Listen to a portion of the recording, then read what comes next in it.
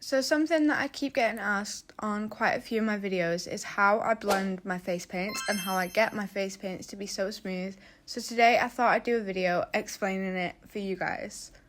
So the very first step before you use any paint is making sure you have a clean and moisturised base. So definitely go and wash your face first and then make sure you're all moisturised. Then I'm using white for this tutorial just because I think it'll be a little bit easier to show you guys because white is quite a tricky colour to blend. But the first thing that I do is warm it up on the back of my hand. So I scoop a little bit out, put it on the back of my hand and warm it up. And then using the end of the brush, I apply it to my face. And then at this point I realised that my brush had a little bit of red on the end, so it kind of mixed with the white. Just use a clean brush, guys. And then now to blend this out, I really like a brush like this. So it's really round, really big, and then it's quite dense as well, which you'll see more of in a minute. And then when I blend, I tap. Tapping is so important. Don't drag, make sure that you tap the product into your skin. So yeah, I'm starting with a really thin layer, just like not a lot of paint at all, and then tapping in the product with a brush that's big and dense.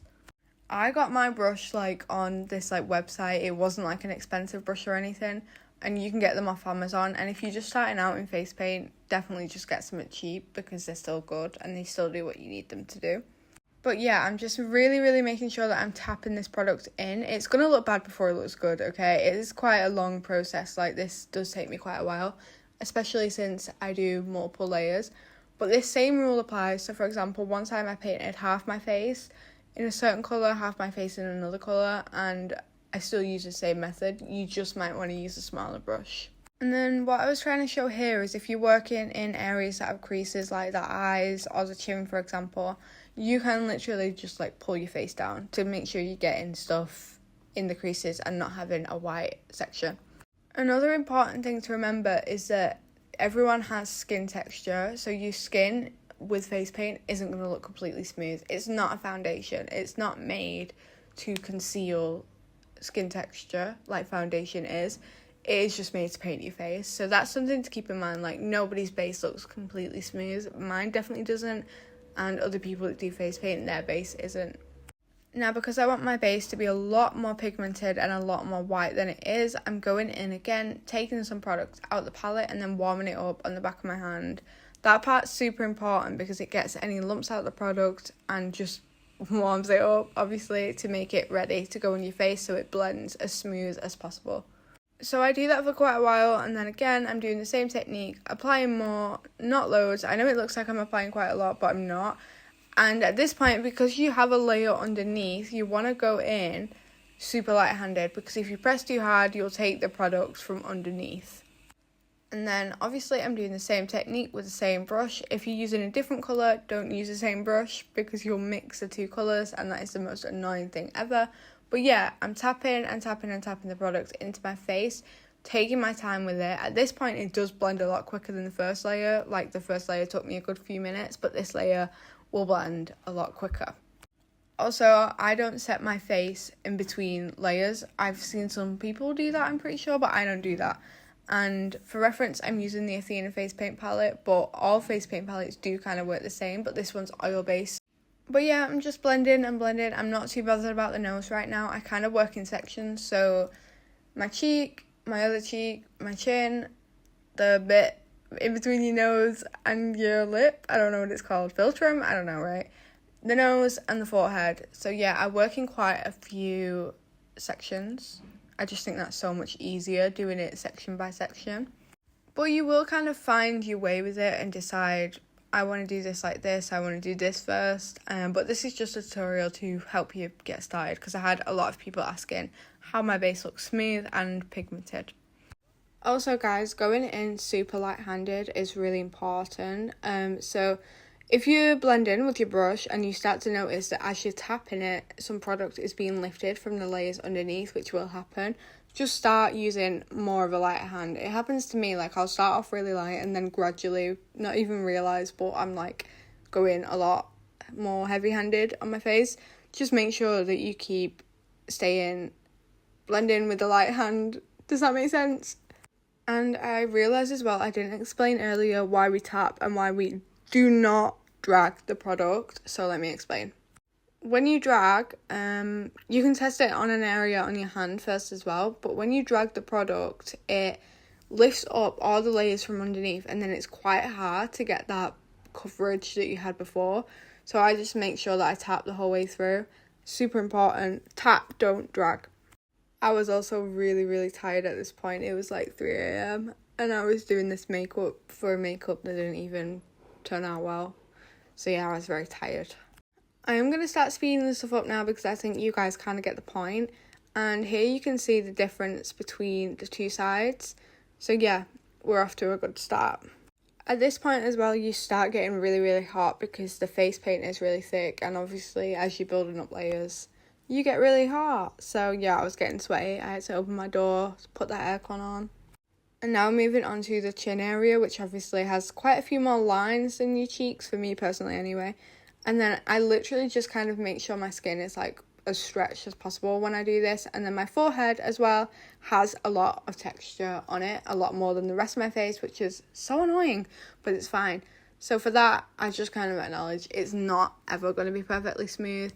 And if I'm working in smaller areas, so this space where I've got like room, oh my god, what is it called? My eyebrows. When I'm working around my eyebrows, I just squeeze the brush, but still make sure I'm using the same techniques. I just literally went braided for a second there. I completely forgot everything I was saying.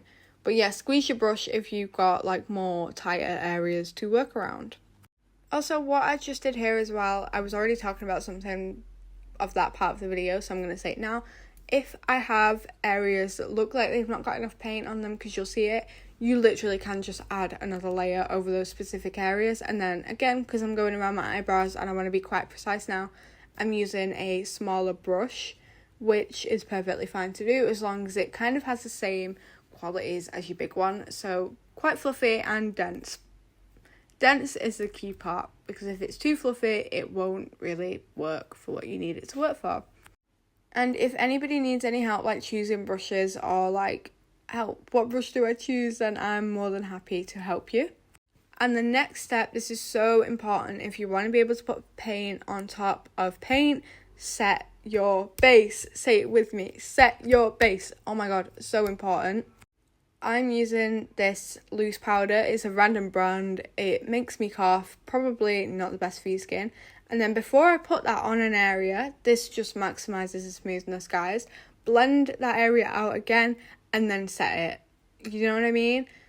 Blend it out again and then set it. So it just makes it as smooth as possible. I use a powder puff for this, and I also use a lot of powder. Like, you can see it all coming off the puff. I use a lot because these face paints are quite wet. I just need to use a lot. Oh my god, and nothing can prepare me for how disgusting it feels on your face when you put the powder on. It feels so heavy, like you feel like your cake's in makeup, but that's because the face paint is really thick, obviously.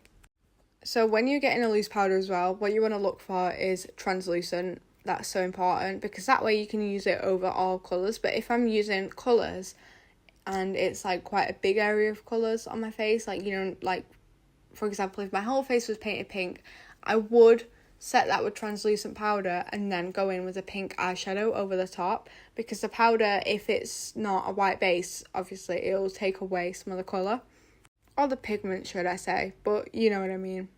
And then for my eyes, when I'm setting my eyes, I make sure I look up so it's getting, I don't know, is it getting in the creases? I don't know what I'm talking about here, but it minimises creases. Make sure you look up and then set your powder, so important.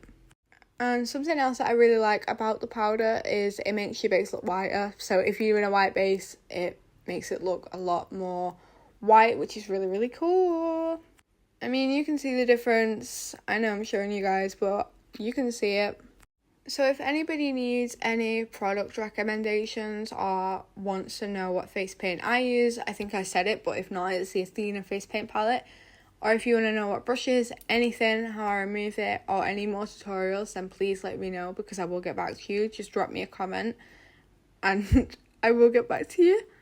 But yeah, so many of you guys were asking me how I get my base smooth and pigmented with a palette that is on the cheaper side. So yeah, I really hope this video helped you. And I just repeat these steps, whatever colour I'm using, whatever like size of the area of my face I'm painting. Does that make sense? I don't know. Yeah, I just repeat these steps, and this is the best thing for me. This is what has worked for me consistently, and this is what I do whenever I'm doing a base. And remember, it's never going to be perfect because everybody has skin texture. And also here, what I'm doing, by the way, is just brushing off the extra powder. But yeah, everybody has skin texture. Everybody has bumps on their skin.